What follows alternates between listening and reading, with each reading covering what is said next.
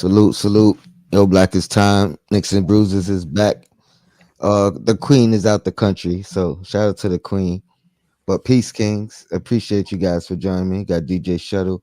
I got John from Still Knicks fans. Welcome. All aboard on a Monday night. What up?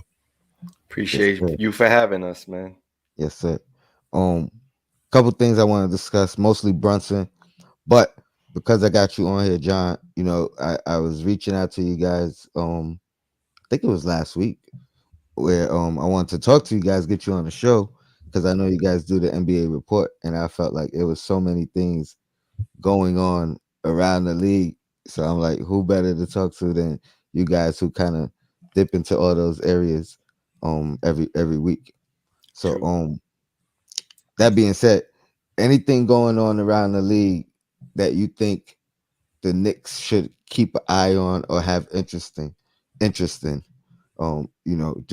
maybe nothing immediate, but just something to keep an eye out for or a close watch at. As far as player swaps, I would definitely take a look at Levine from Chicago. That's the most glaring one for me because there's some indication that he's unhappy, and so when you have a player of his, making the type of money and the sort of impact player that he is for Chicago or has been in years past, I would assume that that would be someone they would be high on their board as far as sort of a guard combo to combination to have alongside Barrett. The unfortunate part is that we're not seeing the sort of progression that we all want to see in Barrett, right? And that's mostly due to his shooting percentage. I think the stats and the numbers are there, right? Some would say he's padding those stats, but I think all in all, if his shooting percentage starts to rise, then at some point we would all be happy with his performance. Um, but I'm thinking Levine for right now. I don't mind Levine at all. He's a guy that I highly respect. I think he's on his way to superstardom. I don't think he's quite there yet. I see one person that disagrees, Duran or Wayne. He said Levine's on a super max. No way. Um, Mhm. but I mean, we're gonna have to pay whoever it is that we go after. Shutter, what are your thoughts on what John said in Levine? Yeah, I think he's onto something in terms of um, the guy seeming to be unhappy. I think that with Ball being out, it's definitely negatively impacted the success of the team. So with the team not doing well, with him not probably feeling like it's looking real promising, it's just nothing's going good right now. Since last year they got off to a great start. Ball got hurt, a lot of different injuries, and then things just kind of went in the tank literally. And this year, if I had to bet, they're probably not going to make the playoffs. They'd be lucky to make the play in. And yeah, so he's like, you know what? Let me just get out of here before it gets even worse. Mm. So but my only discrepancy though is hearing my brother talking about pairing him with Barrett. I'm like, I want to pair him with Brunson. You know what I'm saying? Like Barrett is not worthy of doing anything to be pairing anybody with him because he ain't really done enough to be paired with somebody, in my humble opinion. Unfortunately, he's probably not going to be able to be dealt soon enough to be able to include him in a deal for Levine. So, you know, you're gonna probably have to include something like Evan Fournier and Grimes and a couple of first round picks.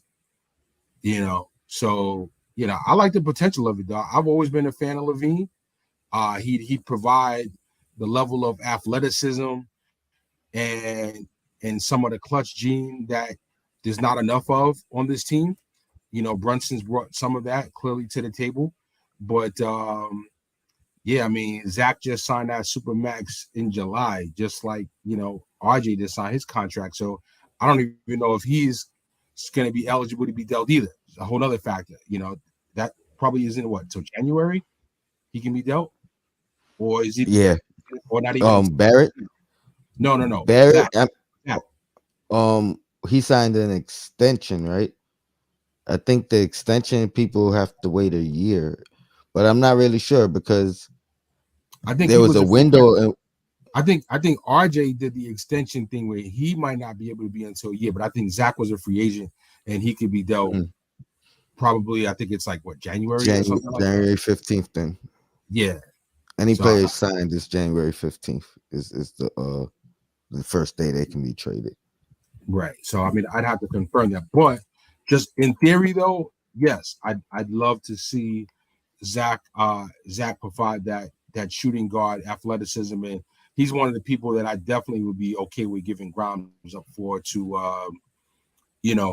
have him slide into that starting slot. Yeah. Shout out to the chat as always. John, how much in depth have you guys talked about these scenarios?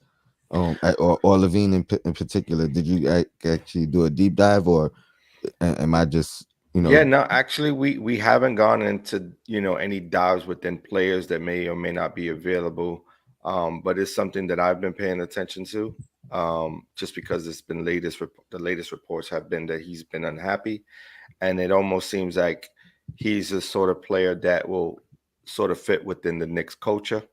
Um, Again, depending on all the stipulations, depending on whether or not they would decide to put an RJ Barrett up for grabs.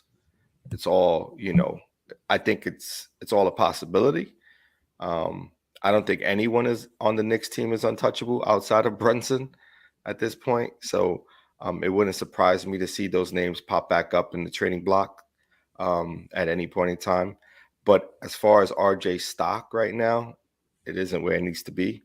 So with that said, if there's a way that the Knicks can move on from that extension, I'm all for it. I think we haven't seen the best of Barrett yet, right?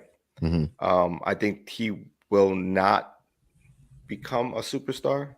I don't think that's the ceiling anymore. I think he's below that ceiling. I think he's going to be a really solid player in the NBA. But consistently, game in and game out, I'm not expecting to see him play at a superstar caliber. Now, before we move on, my question to and both of you guys can answer this about RJ. When you say you don't see him becoming a superstar, do you think the defensive efficiencies or deficiencies is the reason that's going to hold him back, or do you think it's the offensive efficiencies? And I ask that because my player comp to him early on, and I still kind of believe it, was always Jimmy Butler, and I felt like he could be a better offensive Jimmy Butler. Obviously, not the defender that Butler can be. So I always equate him or his stardom to a Jimmy Butler. The argument that everybody threw at me back then was because I was saying we should go after Jimmy Butler. The argument people said was he's not a superstar. As the years pass, people have called him a superstar, but I think it's he's a below the rim star. You know what I mean? Like he's an effort guy. He's a will guy. You know what I mean? And obviously a great defender. So that's why I asked, do you think it's the defense that keeps him back? Or do you think he's never gonna become efficient and his offensive flaws are what's gonna hold him back? DJ Shutter, Well, I'll let you answer. sure. Well, I don't think there's ever such thing as a defensive superstar. Like you're not a superstar because you have superstar defense. You're a superstar because you have superstar offense.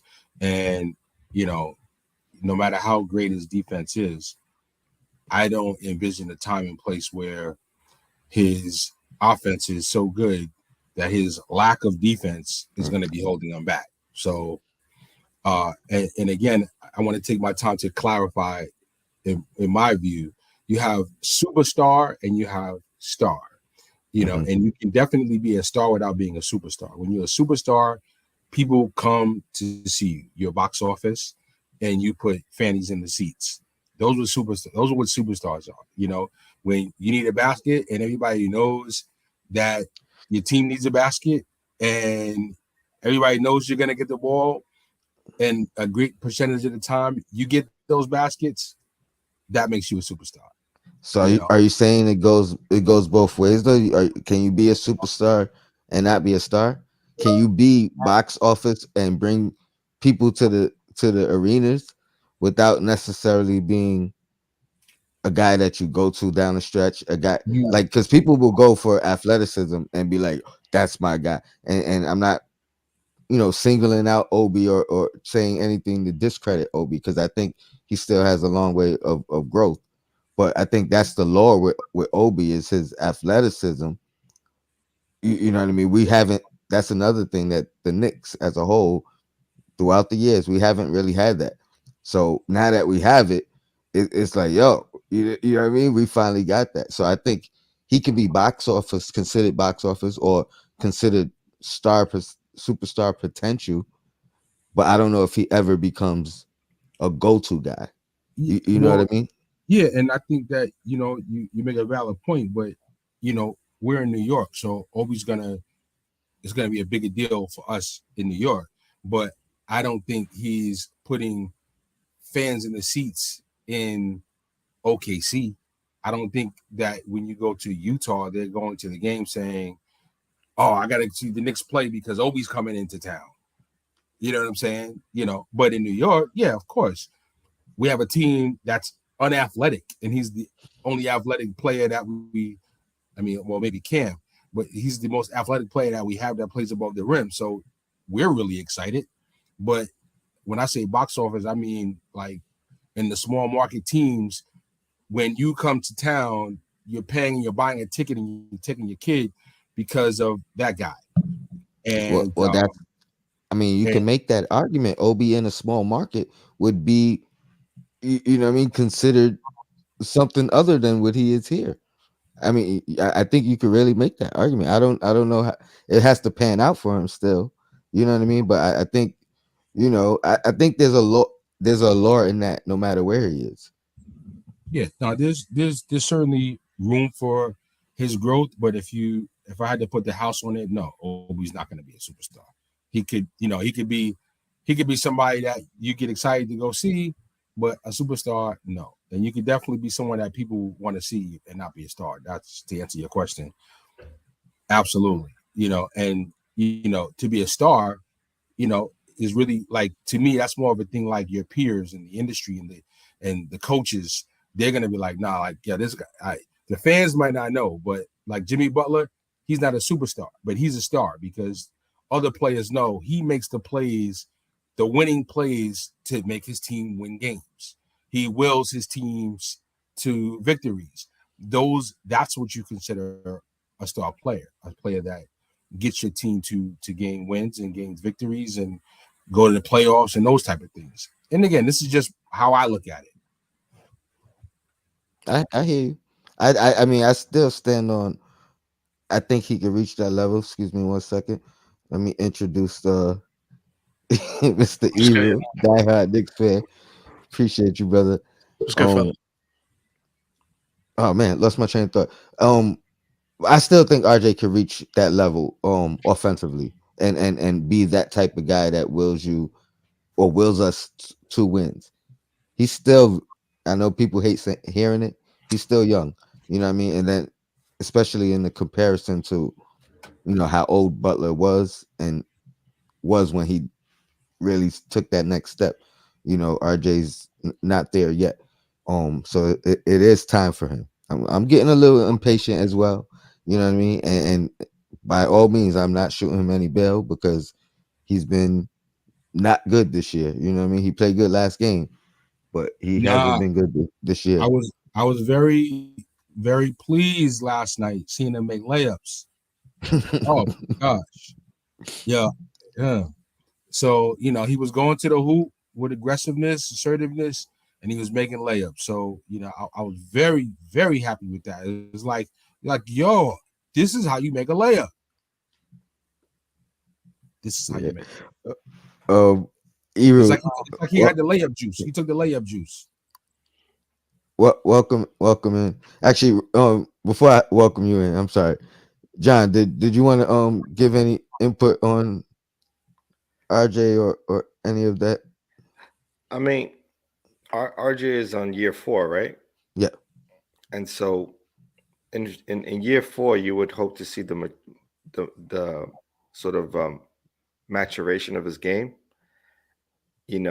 Sort of get to a level where it can be a little bit more consistent than it is right now. And I think that's the key for me. Looking at someone who hasn't really developed much of anything outside of the free throw line. And that's the one hesitancy I have with a player like RJ because he doesn't have a lot of bounce in his game, Nope. right? And when you don't have a lot of bounce in your game, it's very difficult to like then recreate yourself in this league. They Mm, know who you are and what you're going to do. And once they have that sort of once that Yeah, becomes part of someone else's playbook, then you're sort of stuck in this weird place where you ain't going to be able to find your shot anymore because now you're going to get doubled when you're driving to the basket using just your left hand, or you're not finding a mid-range shot, or you don't have any other tools in your tool belt. So for me, it's almost like everyone caught up to his game, and now he has to figure out how to master what he's good at mhm. to take the next step, and he hasn't been able to do so. And I, defensively, he is a liability. And so, you know, put those two together, it just doesn't look like he's gonna, in my opinion, reach maximum peak of becoming a star. I think he's gonna be a complementary player, a really good one, and where he may win you games here and there, but he won't do it game in and game out. Um, and the same I feel for Obi. Once he gets an opportunity, I think mhm. he's going to be similar to RJ, where he'll be a really good complementary player. Um, but he won't reach that peak. It's just different in the style of play. I'm gonna make two comments off of what you said, and then Eru, I'm gonna give you the floor. Um, RJ, let me start. Actually, let me start with Obi because I think both of them actually because I think if you're athletic and you rely on your athleticism, your career could be done at any moment. Hmm. I think RJ because he's not athletic and he hasn't even found himself yet. I or even if he did, I think it's easier for these guys to kind of redefine their game or have longevity in the game because it's less of an adjustment. So once he figures it out, I think he's good to go for what I mean, moving forward. It'll be less of a regression in his game throughout the years. You know what I mean? He's gonna be at whatever level he reaches. He'll be there for a good solid 8 years, maybe 10 years. You know what I'm saying? Where Obi, or let me not say Obi, but an athletic person who relies on his athleticism, they get hurt. Now they have to figure out what to do yeah, and how to play and how to adjust. This is one thing I love about the way we handle Obi. We don't let him come out here and just rely on his athleticism and become a product of just using him for lobs and rim rim running. Excuse me. We make him spot up. We make him play the perimeter more than the interior, which makes him have to figure out the other parts of his game now. So God forbid he loses that athleticism, he can still be a player moving forward in the league and not have to adjust. that I just that wanted to make those 2 points that about almost what you were sounds saying. like that almost sounds like player development for people that are saying that the coaches are not developing the players. Before you give it to E, I want to give you some interesting stats, some stuff we were talking about quickly. First is the trade possibility of Zach. Like I mentioned before, his contract was a free agent deal, so he's eligible to be dealt January 14th. And RJ has the poison pill; he can't be dealt until June, until free agency in the summer. And the comparisons with him and RJ. Jimmy came in the league at the same age that RJ is now. He came in the league at 22. In his fourth season, he was 25. He was an all-star in his fourth season. He shot 46% from the field. He shot 83 from the line, and he averaged 20 points. And again, he was an all-star in his fourth season. So if we got to wait till him to reach quote-unquote Jimmy Butler status, then we got 3 more years for him to be an all-star. Good luck. I'm saying that at least that gives a window where we can't necessarily say it's closed right now. You know what I'm saying? Or at least my comparison, I could still I have hope that I called one. You know what I mean? Oh, Ebru, what's up, man? Hey, what's up, Appreciate you. guys? I had to jump in, man, because you invited me a few times to these things, and I just couldn't make it. I couldn't make it today either, but I say I can't turn them down every single time, man. Listen, I appreciate you, bro. And I understand how life is. Listen, I haven't done a show in almost 2 weeks, so Yeah, because life. So I hear you. yeah. Um, any thoughts on anything you heard? I could give you a recap of anything you missed, and then we'll move You don't got to forward. recap. I mean, I guess I seem like I always agree with Shuttle, man. Me and Shuttle are like connected by something. I mean, me and him agree on almost everything. So we're talking about the Tibbs development of Obi. Yes, people don't want to give Tom Thibodeau no credit for nothing. He's just an old man, idiot. This that, and the other. Last year he might have been, but now we can see the big picture, and like we're all know-it-alls, we all know everything. But then once some years pass, oh, look at Obi Toppin developing. You know what I'm saying? You know what I'm saying? So, that's why these guys get paid the big money. You know what I'm saying? These guys are the professionals and stuff like that. We analyze the game. Some of the bigger names out there that are getting paid millions of dollars to talk junk about the Knicks, they've been wrong too. You know what I'm saying? So, it is what it is, man. But as this thing is playing out with 4 years of RG now, even Mitchell Robinson, 5 years of Mitchell Robinson and stuff like that, it's like the expectations. You guys are both all saying the same thing. The expectations of these players, it's just not there. Like these guys could be good, which is fine. But everyone gets so bent out of shape of us saying that they're not going to be Jimmy Butler or they're not going to be the PG-13, or I'm trying to get the guy's name here now, but I used to play for the Indiana Pacers back in the days before PG-13. Are you talking I about remember him. I can't get his name, but anyway, just players like that, guys that Small started forward. off. Small forward. Yeah, he Yeah, was there small. before I Paul can't get his George, name. and Paul George came in and wiped him out. Right. Mhm. But before that, he was averaging 13, 7, whatever, but then he averaged 25 when he out of nowhere. But the thing is that 25 didn't come out of nowhere. He was Mhm. showing that up until then. Boom. Like RJ, his skill set, his efficiency, everything has been exactly the same if you look at his 4 years in the NBA. If he changes minutes to 36, if you look at the 36 minutes per game, they're almost identical each year.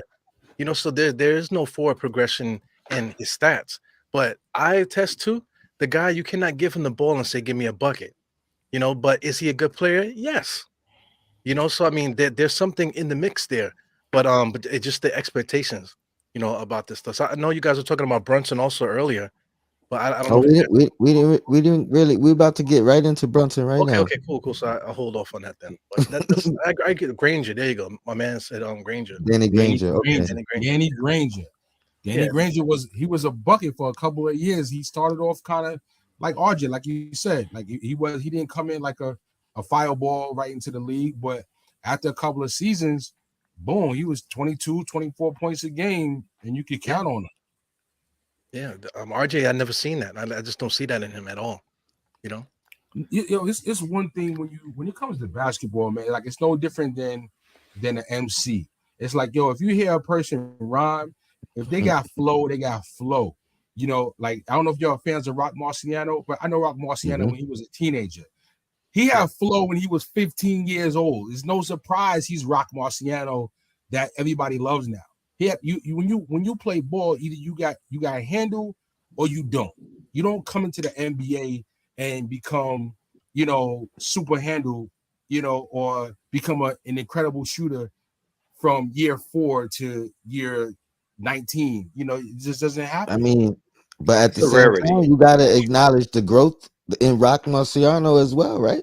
Like, there's no way he was as good at 15 as he's had to have gotten better, develop. I mean, just learning in life But the had to make difference him though, better. the difference though, when you have to scout talent, is you have to be able to be like, yo, he has flow.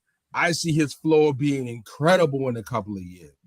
Mm. I don't look at RJ and say, oh, he has handle, oh, he has a shot, oh, he has this, he has that. He's gonna be incredible in a couple of years. I don't see anything that has me, like willing to put the chips in to say, yeah, he's gonna be that. There's nothing that I see. I see average at everything. The only thing he's superior at is like in his mentally, he's superior. Like, he'll Mindset, have, will, he'll have a bad game and come back, or he's not like scared of the other players, things like that with young people, young players you got to worry mentality. about. Yeah, but in terms of actual skills, shooting is a skill, dribbling is a skill, passing is a skill. He's average to below average at things that I call all the skill assessments. So, Before we get into Brunson, because you just made me think of a question I want to ask you guys, and before I get into the question, is there anything you wanted to add Ron? I mean John, excuse me. No, I mean, I'm in agreement to what everyone's saying right now. I mean, I could see the similarities to a Butler, Mhm. and if 3 years is what it takes, then let's see him mature to what that's going to look like. Because I don't see sort of um I don't see them moving, especially because of his contract, right? And then having to wait a full year.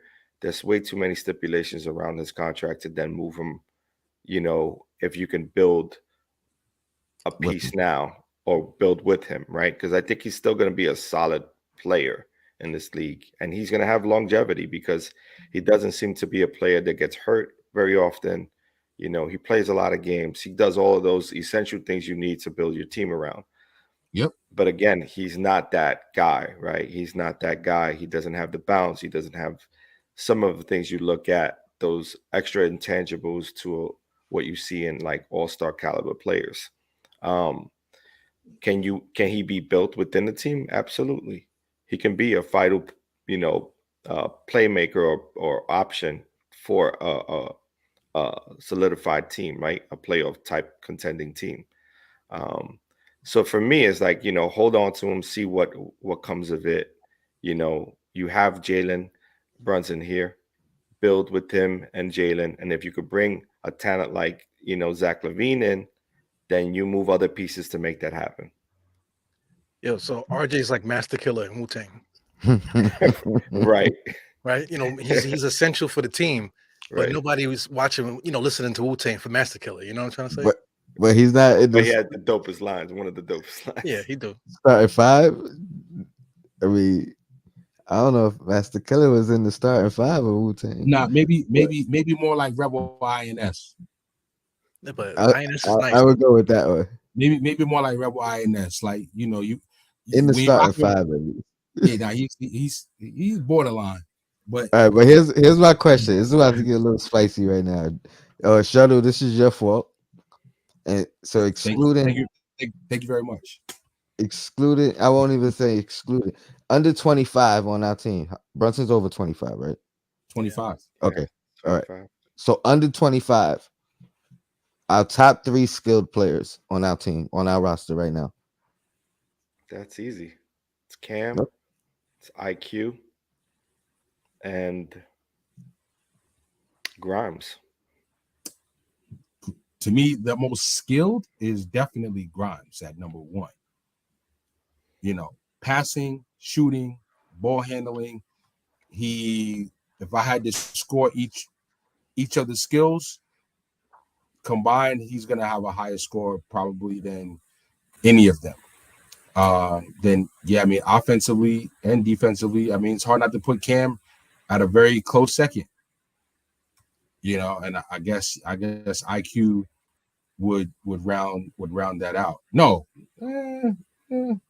yeah, I mean, I don't know. IQ and RJ would be right there, but RJ's definitely not above Cam and Grimes. And I'll put it out there. Hey, you don't got to put him in your top 3. You could put him 4. If the money and the politics and nothing is never a factor, if it was just based solely on what I think who the player is and what they could be, if I had to bet the house, I would bet on Cam before I bet on RJ. And that that was gonna be the next question, but my fault again. Sorry. You good. Eru, your top 3 under 25 on our team, skill set. Yeah, like I agree with Ron, man. It's John. I'm sorry, Ron, John. You guys are like twins. I can't tell you guys apart. But Cam Reddish, like you said, you got Quentin Grimes, and then I can't even give you a third one because I look at it. Who's skilled? Mitchell Robinson's not skilled. Obi Toppin is not skilled. He's athletic. I don't know about skilled. Jericho. I don't know. Like who else? Like Quickly is erratic. RJ Barrett is just he's just steady. Trevor Keels. I see Trevor Keels. Wow, that's showing skills in the G League. You know what I'm saying? And McBride is like a robot too. So it's tough, man. We don't really. So out of IQ and RJ, you gonna give RJ the nod? You gonna put him in your top 3, or you gonna give it to IQ? Well, you're pulling my leg, man. So I gotta put RJ. What we doing? Yeah, RJ is definitely the third one then because IQ, like I said, he's just erratic, man. He don't really have skills. He just kind of just poking around like a squirrel, like moving around and stuff. But should I go? No. Oh, okay, go. Yeah, like he's like that. So that's not really a skill. He's like somebody said hunting skill. He definitely is. And I believe he's under 25 as well, right? 23 or 24. He's around there. Yeah. He's trying to do his numbers in that G League too. So I'm trying. You waiting for that call up? He got a point guard. I'm going, and that was your order, right? You put Grimes first, then Cam, and both of you guys put Cam, Grimes, or y'all just for saying 3, not giving an order. I just said 3. I didn't put them in any order. I just said the 3 that I felt were most skilled. Okay. So out of your 3, or should I give my 3 too? Because I think to me it gets tough too. Because I don't know if I put RJ skill wise above. See, I'm probably going Cam first, skill wise. Grimes has shown me something. I wasn't sure on him, but I'm becoming a lot more sure about Grimes. So he's definitely in my 3, but I don't know if I put him above RJ. His shot looks good. He's been inconsistent this year. I mean, he hasn't played much, obviously. He has an elite first step, Grimes. What do you think about that? He does. His first step is bow. He's gone, but he don't know. He does. He hasn't utilized it. I mean, he's utilized it more and more. He's showing me more and more. I'm gonna put RJ above him right now, subject to change, but I'm putting Grimes in my top 3. My next question, in your top 3 under 25 on this team, who are y'all? If y'all gotta put money on somebody to pop or succeed the most out of the 3, get closest to their potential out of your 3, because obviously me and Eru put RJ in it. You two did not.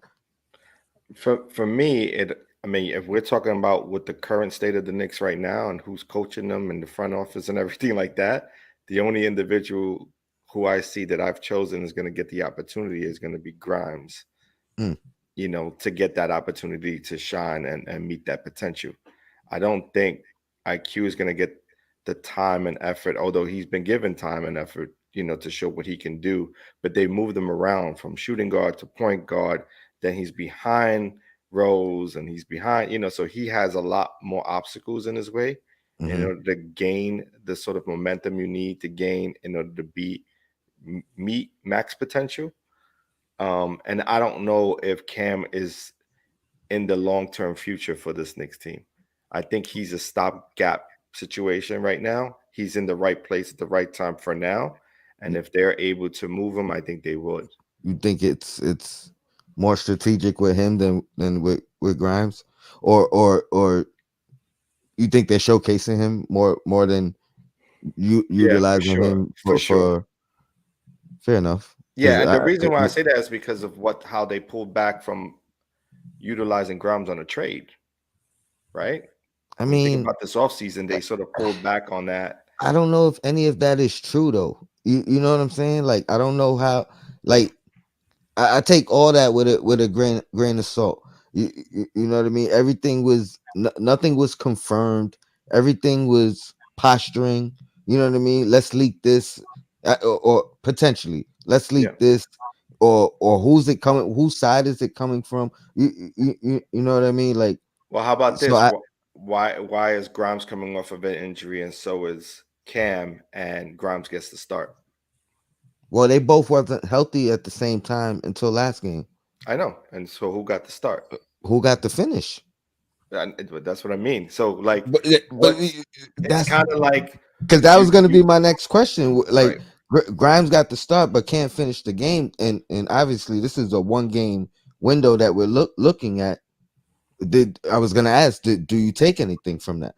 So Yeah, it's matchup, right? It's more like, look what this guy could potentially do for a squad, right? So this gives the Cam stock has risen, mhm. right? And so has Grimes to a degree, but I think Cam is at a higher stock value right now, and it's going to be more interest in Cam than there is going to be From the outside, you're saying, right from the outside. Okay, fair enough. Fair enough. Yeah, I definitely see someone looking to get a punch on their offense, and he be one of these 6-man guys, or a guy goes down, he steps in at small forward, the shooting guard for a playoff contender.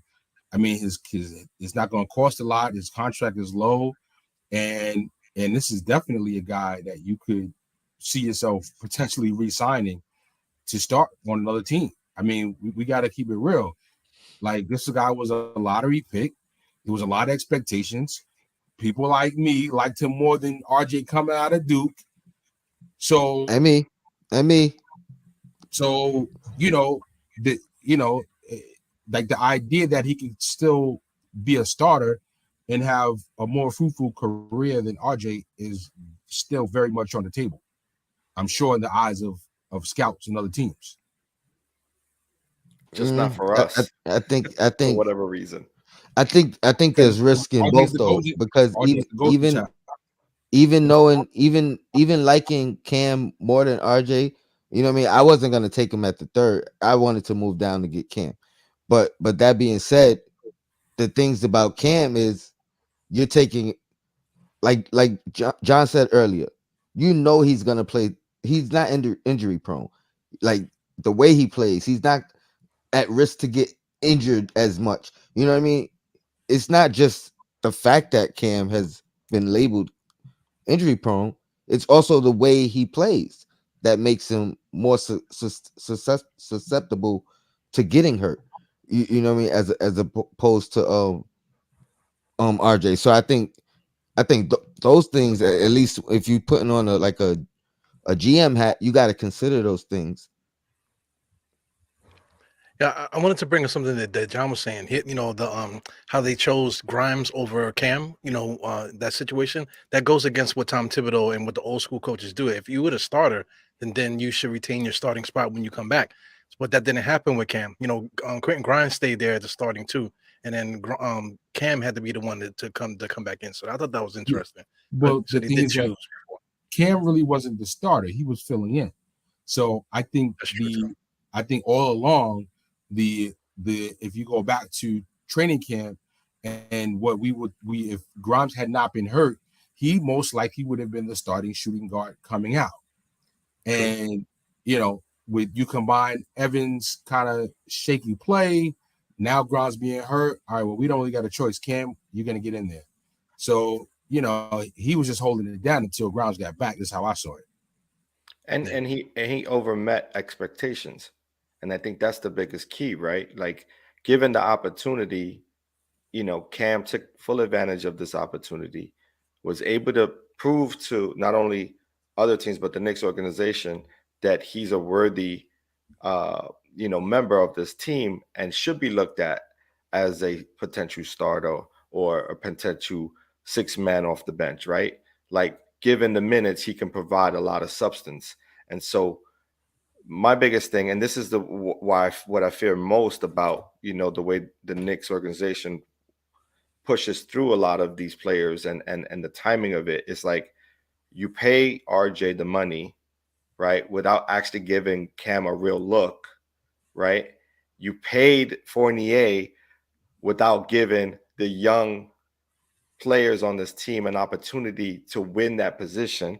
And so you're forced Tibbs' hand to play who's being paid on the business side, right? Because everyone knows you have to you pay the players that you think are going to play for your team. You don't just take in a contract, a 10-day contract and say, "Oh, this person's going to start." Like that's not how business is ran, not in the NBA. And so for me, it's like that's why I say the potential that Grimes has, the opportunities that Grimes has to become a starter, to have the minutes to play starter minutes, is something that Cam hasn't gotten off rip. He had to be placed in that situation in order to maintain it. I mean, but that's a fair pecking order. I don't think it was I don't Yeah, think it was anything that had to do with Cam, and I definitely don't think it had anything to do with that narrative of Tibbs just not liking Cam. I yeah, think it was the fact that the front office put Tom Thibodeau in that position. correct. Like when I think he broke it down as simple as it could be broken down. You traded a guy who wasn't in the rotation for a guy that, what do you want me to do? My Mhm. rotation is set. You Right. know what I mean? So you want me to alter something that we just started.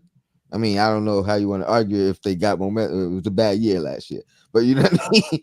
But you know what I mean. I'm trying to fix this thing, and now you're He giving was me another problem, right. and wanting me to take it as a solution. You know what I mean. So I think I don't. I think it was unfair for people to blame Thibodeau, and unless it was just a wash season, unless it was a situation where, you know what, let's see what we got here. Some people wanted him to go that direction and wanted the organization to go, let's play the young guys, see who we got, see who they become. If that's your argument, you know what I mean, that's fair enough. I think, you have a fair enough argument. I understand what you're saying, but to just, and I'm not talking to you, I'm saying in general people, you know what I mean. But if you're blaming Tibbs and things of that nature, I think you're looking at it short sightedly. You know what I mean? Yeah, 100%. Anybody want to add anything to this topic? Danny Thomas does in the chat. He did. He just dropped something. There we go. Appreciate you, Danny Thomas, for the super chat. That's a big one. $10. I appreciate you. Uh, I can't. Oh wait, let me see. I want the Knicks to keep both Cam and Grimes. I think both players' games fit this team and contribute to the team long term. I think we need more. I think we need to move some players, but not Grimes and not Cam. Um, I'm very interested in your thoughts on RJ. And obviously you don't gotta send me another super chat. You know what I mean? If I catch it, I will definitely put it up because but I agree with you. I like both of them, and I want to see more of them together just to see how it looks defensively and what it can what it might potentially do for us. So, Tone, what I what I had said previously is two things. One is I don't necessarily I see Cam and RJ both as small forwards. So yeah, I know Cam started. I know he has good handle and a decent shot, but I don't necessarily see them effectively as a 2 and a 3 or just in there together. But I would like to see Grimes start, and then you use Cam off the bench, and depending on how Grimes or RJ is playing, you use the three of them, use the three of them as your small forward, shooting guard. Cam.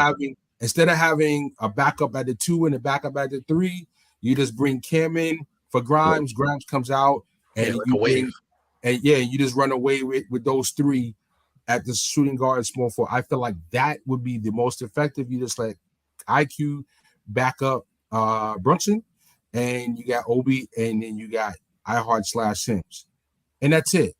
And that's it. Just reduce the rotation to that, and that's how I'm running it. If I'm running it, We may get an opportunity to see some of that because it looks like IQ may be hurt. And so instead of seeing IQ in the mix in the shooting guard role, you're gonna see it just be maybe Brunson and Rose do the swap out, and then we'll probably see that 3-man rotation of Grimes, RJ, and Cam. So And I mean, we're gonna get into Brunson. I know he was supposed to be the lead off, but um, Deuce has been getting some minutes. You know what I mean? Like not like significant minutes, but he, I'm not worried. I'm not to worried the about people that that. was calling, he's playing more this year than I think last year in totality, and we talking 20 games in, or he got to be close. You know what I mean? Like um, it's definitely and situational it though. surprised me. I mean, it is in situations, but I mean, even in like the first half, Right. that Yeah, surprises me. You know what I mean? last 5 minutes of the first quarter, he popped Yeah, in last couple of yeah, minutes. like that's surprising me. Like down the stretch, you know what I mean, I know how to take that with a grain of salt. You know what I mean, depending on the score and the outcome of the game, et cetera, et cetera. But them early minutes, that's meaningful.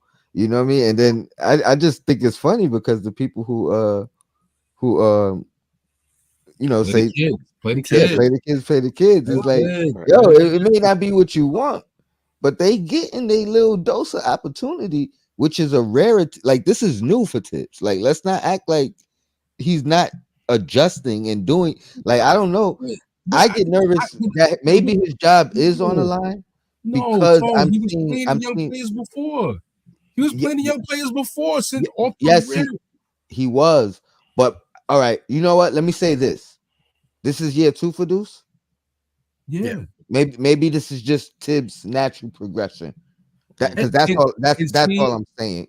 and that's the thing that I think that I don't know. Like I Like came from I year came 2 from means something to Tibbs, is what I'm saying. You know what I mean? no. You Like gotta so it's for natural me. Listen, progression. I'm sorry. I'm hype about this one.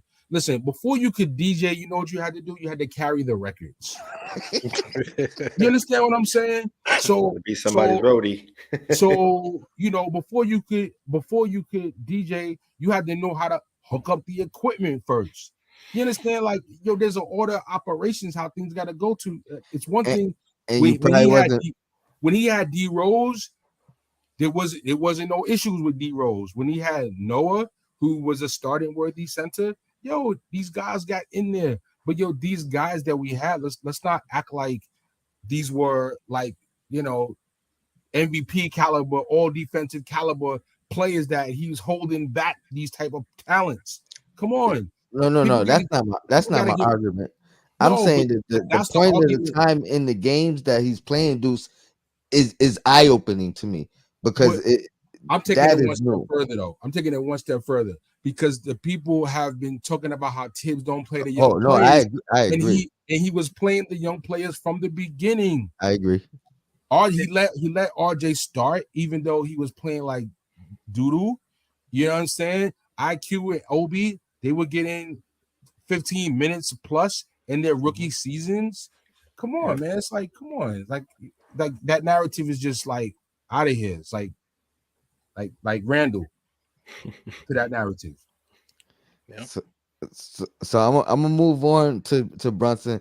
Eru, I haven't been on Twitter in even longer than I said. I didn't stream in like 10 days. I haven't been on Twitter in probably over a month and a half.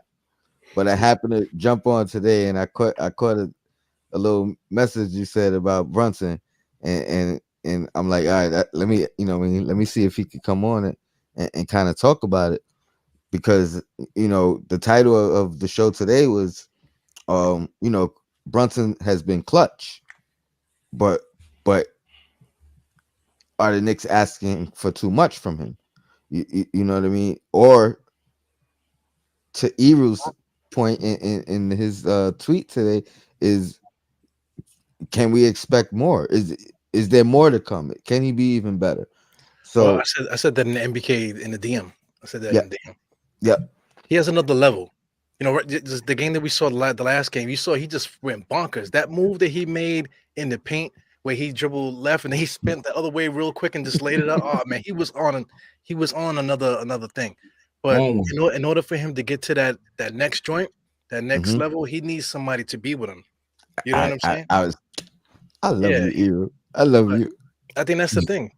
I mean, we all talking the same thing. We all agree with the same stuff, right? But within the mix, whatever you players you think is good, there's still the waste on the bottom that we could scrape up like this and put it together and see if we can get that other guy.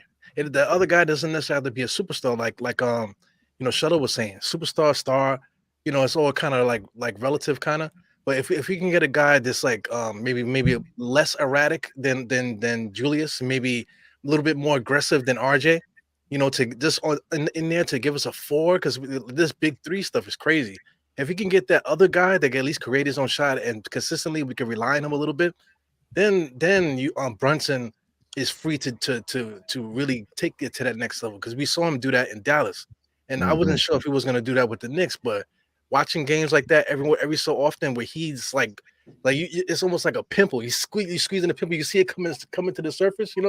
That's how Brunson is. He's like right at the surface, right? Like, so if the moment happens, like if we make it to the playoffs and our team is playing good, I think hmm in a clutch moment, I think Then that he would be Brunson time. fair, So fair, we're not gonna and get there if we and, don't help him out. and again, you stole my thunder. I don't like to lead, but yeah, you said exactly what where I was going as far as Brunson and his clutch performances. Um, a stat that I was reading on Bleacher Report.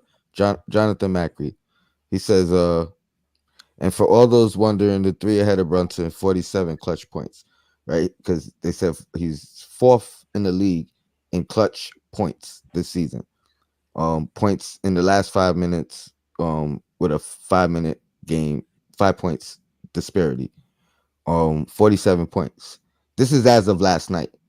So had he hit the game winner last night and the game winner the night before, he'd be at 51. He'd be tied for, most clutch player this season. So you telling me he's 4th and he missed the last 2 opportunities. Technically last 3, because he missed 2 shots down the stretch last night. That could have one tied, one could have won it. So again, it's crazy. We had this discussion yesterday about, can he be can he be an all-star? Is he playing at all-star caliber level? And I made the argument, had he won those 2 games, this is before I saw the stat, people would be saying he's playing at an all-star level. If we were 11-9 instead of 9-11 with 2 game winners in the last 2 games from our guy who we've seen how he's been performing, 30 plus points, what, 3 games in a row? 4 games in a row. 4 games in a row. He's on a tear. He He's he's on a tear. he's definitely playing all-star level, and anyone saying different is bugging. You know what I mean? I mean, he's definitely playing at an all-star level. He'll probably be an all-star this year if he continues this way of play, right? I think he's Mhm. averaging right now about 24 points a game. 22. 22. So Mhm. he's going to be around that average this entire year. He's up on assist this year. Almost He's 7 also, assists. you know what I mean? So that's all that he already has the numbers. He shoots it from a high percentage from the free throw line. He can get better at the 3-point percentage, but outside of that, because no one in the Knicks is shooting good from the 3-point percentage, Mm-hmm. right? So from the 3-point line, no one is shooting good from the Knicks. But if he can get somewhere around 36, 38%, you know, and stay there, I think he's going to be on the right path to getting an All-Star nod this year. You know what's interesting that what we were talking about a little earlier about getting him a secondary player to play alongside him. I currently feel if given the opportunity, Cam could be that guy because he's not right now. He's not someone who they rely on to run Mm-hmm. an offense or run an offensive scheme around. Mm-hmm. And if they were to sort of, you know, turn it back and say, okay, RJ, you're going to now move to a third option, leaving Randy to pick up the pieces where he can find, you know, the opportunities to score either on the block or when the option goes to him. Give Cam an opportunity to show what he can provide for you offensively, and I think he could be a great 1-2 punch with a Jalen Brunson. The problem is the business won't allow that to happen. I think it's more than that. I think it's more than that because I was gonna bring me right back to Cam because I was gonna say even though I left IQ out of my most skilled out of the under 25 and would have put him for obviously he's the only guy Mm-hmm. that actually can break down a defense, create his own shot. You know what I mean? As much as we hate his chucking, No, IQ can. That's why I put him in there. yeah, he's the one. Yeah. If Cam had IQ's mentality, he he'd Be the reach greatest player of he'd, all he'd time. reach he'd reach his potential. The problem is he always and believe me, this is not my knock on him. This is more of just an acknowledgement because Cam is my guy. He doesn't assert himself to lead. He's okay with fitting in and finding his place. He Mhm. did it in Duke. He did it in Atlanta. He did it here. And it's tough because the opposite mentality doesn't always work. Sometimes that comes in, you come in with that opposite mentality and your teammates don't like you. You know what I mean? Like so I think under Tibbs though, I think he has that opportunity to reach that if he's coached long enough. Because I think Tibbs does empower his players, Mm-hmm. but he wants you to work for it. You know what I mean? Um And I think Cam has kind of come around to understanding the level of work required to get the yes. confidence in the coach. And now it's like, all right, well, listen, And I, now I want to trust you. Show me I can trust you. And now he's showing it enough where the confidence is there. and once you work that hard for it, now it's going to be more natural for you to bring it out on the court. You know what I mean? As opposed to just playing and them just slightly trying to push you to go get it. You know what I Quick mean? side, Like you know, yo, I worked my butt off to reach this point. You know what I mean? I'm not trying to go back to the gray jersey. You know what I mean? sidebar. This is the negative impact of players growing up playing AAU ball. And this is why when you have a guy like All the Grimes, best talent around you. you have a guy like Grimes who was coached, you see, and that's why he's able to be ingratiated by the coaching staff because you can tell players that were coached by when you coach them how they respond. I can't tell you to do something more than one time and you be confused and you don't know or you don't follow directions. You do what you want to do and you have a certain you don't hustle out of the huddle to the hustle. Like these are things when you have coaching, this is automatic. And that's what I love about Grimes. And he has a great shot too. So He just got to knock it down. I mean, it looks nice. He just hasn't been It looks good. consistent. It It looked looks like out of nice. Houston going up. No, but you know, and you could find flaws in the jump shot too. I mean, you know, when you study the jump shot, you don't necessarily lean forward on your shot, and a lot of times you catch him leaning forward on his shot, and which takes him off of the plane of the way you're supposed to shoot, which is straight up. So that's some of the things that I start to notice, especially when he comes off of screens. He's always leaning forward, and that may be a part of his maturity in his game. But I think he'll get it. He has a really nice. He lets it go really nicely. Really really good form. It's just the way in which he's keeping his body steady, right? He's very active, so he's moving, hard off of cuts and trying to get uh, good air on his jump shot, right? So you see he gets off the floor really high when he lets it go, but he's always either leaning back or leaning forward, and you got to stay even, as a foundation. So he'll get there. What I want to make a point with the Cam and Grimes, they both kind of like parallel with each other. So say like Grimes is already built for defense and being like a coach. He's like a coach's son. That's what he reminds me of, like the cliche coach's son thing. That's what he is. But Cam Reddish, like you said, is the AAU guy.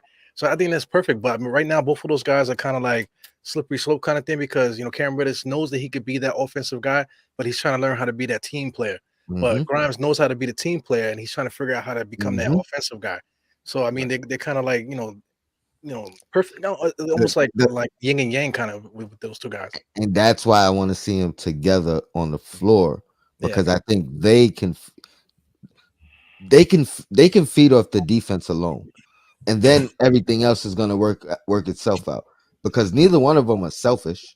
You know what I mean? Like you might even argue that one of these players should be a little bit more selfish.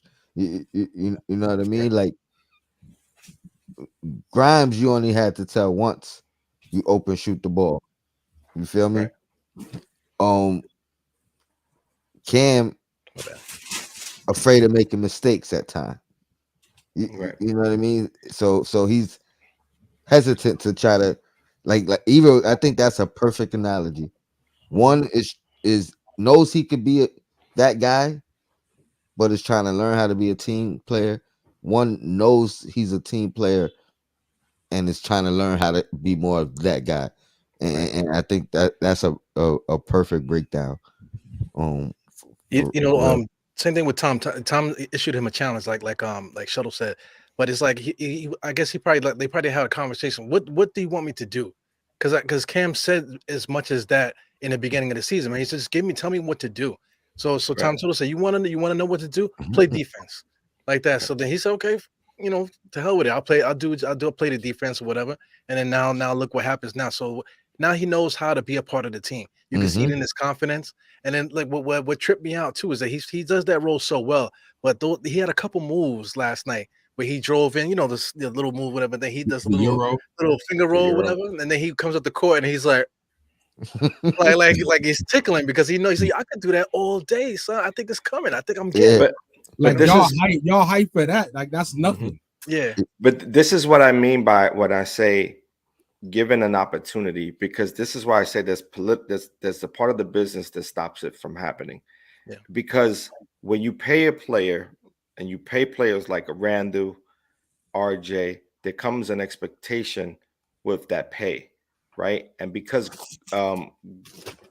Cam, for whatever reason, isn't there yet as far as contract, he isn't going to be given the opportunities that these guys have in order to handle the rock or be the playmaker for our team, right? Had it been that they decided not to pay Barrett, you would have probably seen the opportunity come more now for Cam than you would see Barrett because he's playing better right now. Can I say this though? It's not too late. I don't think paying Barrett is I think it can still be fine. You can make a mistake. Well, even if paying Barrett was a mistake, which I 100%, anybody who says that, I think first of all, if you go back 6 months and we ask how much you think it's going to cost to keep Barrett, the number, even if their argument was too high, their number was way higher than what he got. You know what I mean? Like I think his pay is lower than the people who were on the lower scale, like I was. it's still lower than my number. You know what I mean? That But people. what I'm saying is more like you got three of the max players who are positioned right now to be your number one, right? It could be Randall, it could be Brunson, it could be RJ. Mhm. The expectation of Cam being your number one is not there, right? At least on the office side of things, right? The front office side of things. And that also trickles down to the coaching, right? If I know I'm playing these three players to be my number one options for my team, I'm going to give them every opportunity to make that happen for them, for their careers and for my team. At some point, You if it don't think doesn't it could work be? out, you have to ship a Randall, or an But RJ in but order to that's make but that that's my point. right. All that is possible Oh, still. yeah, You absolutely. you, you know what I mean? So Absolutely. I don't think I think Cam, and I'm not saying Cam be number one, but I think his value to us still has Mhm. time to blossom. Like it's not a foregone conclusion that, oh, he's gone after this year, or we got to move him. But if Um, you get an opportunity to get put him in a trade for a Zach LaVine, you ain't doing it. I probably would do it. That's what I'm saying. So like the stock is starting to grow on Cam. I Everyone mean, around the league is starting to see it. So the the the put it, opportunities of a trade is gonna have Cam in it. but I agree, but I don't think it's definitive. I think it's gonna No, yeah, be absolutely, yeah. it's gonna be one of Cam and Grimes. Yeah, but I but believe that. but the idea that, and then some people like to go off the ledge, right, and say, "Oh, we'll trade Fournier and we'll trade Randall and we'll trade IQ." No, they'll be included. You know, Maybe because not because every of the player there, salary. right? Not every player is going to be a part of that trade because not everybody wants what they don't feel is necessary for the team, right? And that's the thing. Like we trick a lot of Knicks fans, and I'm not saying we on the panel, but a lot of Knicks fans trick themselves to believe that other teams want our players because Hmm. we see them as valuable. You know, they themselves may not. Like RJ, put RJ in that Zach LaVine trade. Watch all the Knicks fan base go crazy, man. But who's the But more my valuable answer player? is the same. Would I do it? I would. Matter of fact, I would. I think it would make us a better fit if RJ is swapped out for Levine as opposed to Cam or What Grimes. if you had Zach LaVine with Brunson and you put Cam Reddish in the starting lineup instead of RJ? Wow, wow, wow, Crazy. wow, wow, And wow, and, wow. and that's what I mean. Like Pecking I order just goes right in order. Everybody goes right in line. so the way you say what you say about RJ, I don't want to put words in your mouth. You know what I mean? But this I think the same thing can be said for RJ as far as his value and his usage rate that may be used to make him more attractive. 100%. Yeah. You know what I'm saying? And so I think it could go a number of different ways. Hmm. But we're not going to give up like all of our um, pain points to another team. Like everyone hates the way IQ over dribbles, right? That's a Mhm. pain point, right? Right. So you can't just ship off the pain point and say he's better fit over here because that team got to be able I, to utilize that guy, I right? think the only two people that are pain points that people won't complain about is Fournier and Randall. Facts, right? And Anybody else, IQ at some there's points, gonna be a complaint somewhere. You know what right? I mean? It's not. It may not be the entire fan base, but Right. they're gonna have a hive somewhere that is Let's in support of A IQ, player, right? Grimes, yeah. Reddish, Obi. You know what I mean? Like they all got their own individual. That we all Knicks fans, but they all got their own individual sections out there. I think Randall, Fournier are the only two that is not going to be too many people, and I don't think anybody's going to argue for Fournier. Right. Yeah. Maybe international Andy, my guy, but he'll get over it. Right. You see that percentage of Knicks defense gotten worse Yeah, that's a fact. The numbers say way different than what everyone else was saying before that. Although it don't Wait, look as bad, right? wait, Visually. gotten worse since Mitch returned? So no, you're talking about Fournier. When Fournier Oh, left the team oh, together, oh. it's kind of funny that Oh, the numbers got worse. well, that's interesting because actually I'll wait. Let me see if Sim makes it because Right. he's trying to rush home and make it. I do And have there a is a Fournier. discrepancy there, right? Because you just brought it up, right? With Mitchell Robinson being out for the amount of games he was out. So Yeah, yeah, and I think that was the defensive woes. That was the main part of our woes. mhm. Top two reasons, top two areas of improvement for this team needed, not where we have improved, but where we need to improve. Top What do you? two, Yeah. I'll say perimeter defense number one. Mm-hmm. Um, and the I don't know what to say as the second. I'm gonna not on the defensive side, but on the offensive side. We don't shoot it well. That's my top two Those too. are the two for me. That's my top two too. Right. You can't stop the three, and you can't make a three. And you Right. can't make it three. Right. You I guess you're gonna agree too, Eru. honestly, this team is fortunate to be where we are, considering how bad Yeah. we defended the three and how bad And we we shot shoot the the- three. I I agree. agree. Eru, So that's your top two too. Yeah, that's the bottom line right there. We don't trust each other. We don't. It drives me crazy when the Knicks go on defense and everybody's running to the middle, and then but the shooters are going hello to the corner, and then they get wide open threes or whatever because there's no communication. Nobody's communicating it whatsoever. On defense, and then offense, same thing. Guys are open. All they doing is they going like this, clapping their hands and stuff like that. But the other guys are not saying anything either. Like nobody knows the guy's open. So you got to help the ball handler. So I mean, there's those that I think that's the key thing there that drives me crazy. If the Knicks would just trust each other, because I mean, like Tom Thibodeau talks about watching tape and all this other stuff. Like if you're watching the tape, it's the same thing. It's like a repeat. It's like a repeat every game. So if you got so much footage, yo, what's up, Sam? If you got so much footage of the same thing happening every single game, then how about we put an end to it? No, that's drives me crazy. Yeah, I see my views is about to go up because I got the pod fight up in the building. Appreciate you, Sim. No doubt. My question was our two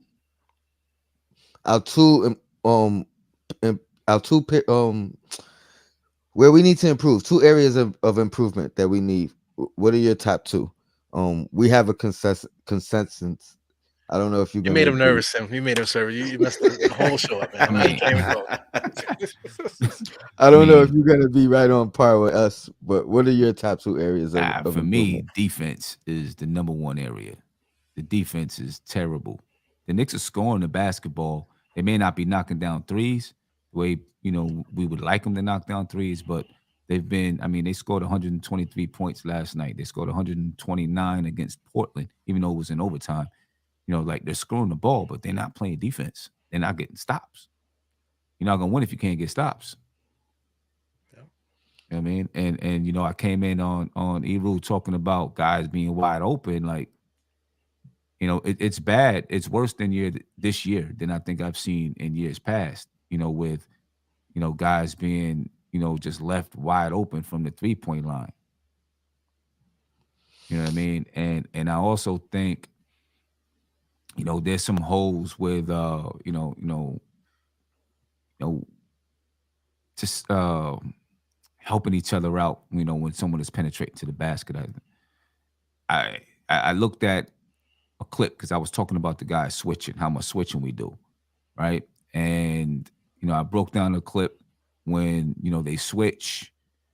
What happens? I think the particular one you and I were talking about it the other night. As a matter of fact, I thought something different happened, but you was on point with it, Tony. When Randall was out on the perimeter with dude from Portland, Anthony Simons, and him and Mitchell Robinson just switched automatically. No resistance, just an easy switch, right? And then Anthony Simons went to the basket around Mitchell Robinson like you would expect him to do. and then dude from Portland, the center, slipped right behind Julius Randle without Julius Randle seeing. He went over first and set a screen on RJ, right? But Julius Randle wasn't flattened out. He was watching the ball, right? And so he was able to slip right behind Julius Nurkic. He was able to slip right behind Julius Randle. Bam, easy layup. Then it was right after that, I showed a clip where I think it was Anthony Simons again. Maybe he was being guarded by RJ. I don't remember who, but he penetrated from the top of the key. And Jalen Brunson, he stepped in to help. And I don't know if this is scheme or I don't know if it's Jalen Brunson. I feel like it's scheme, though, because I've seen a lot of Knicks players do this, right? He jabbed 1 foot in to help, but then automatically started going back towards his guy. That's not enough. You've got to get there because once you jab that 1 foot in and you start making your move back to your man, that guy hasn't picked up his dribble yet. He's still going. So he's going to step right through. And that's exactly what I believe it was Anthony Simons did. And then he dipped it down to, I think it might have been Nurkic again. Yeah. When Nurkic's guy came to help. So the help defense isn't helping enough. Now, I do know they're trying to get back out to the three-point shooter because if you help too much, you help, then they kick it out to the three-point shooter. Now you got to close out, and it may be too far away for you to close out. So it's a tough situation, which leads me to we also got to stop guys from penetrating so much. Yeah, the one-on-one, the point of attack is we all agree that it's defensive, it's 3-point percentage for the opposing team and for us, but that point of attack is causing the full breakdown. It is before the 3-point shot. Yeah, and we got to find a way to stop guys from penetrating to the basket. And I'm going to tell you, it's hard in the NBA to cover these guys. Which is the reason why I'm a proponent of playing some zone. You know what I mean? Yeah. Because it's just hard to play these guys one-on-one. We can complain as much as we want about guys not being good defenders, right? But I mean, these are amazing athletes, man. And it's hard to stop somebody one-on-one, especially as the defender. You're basically at that offensive player's mercy.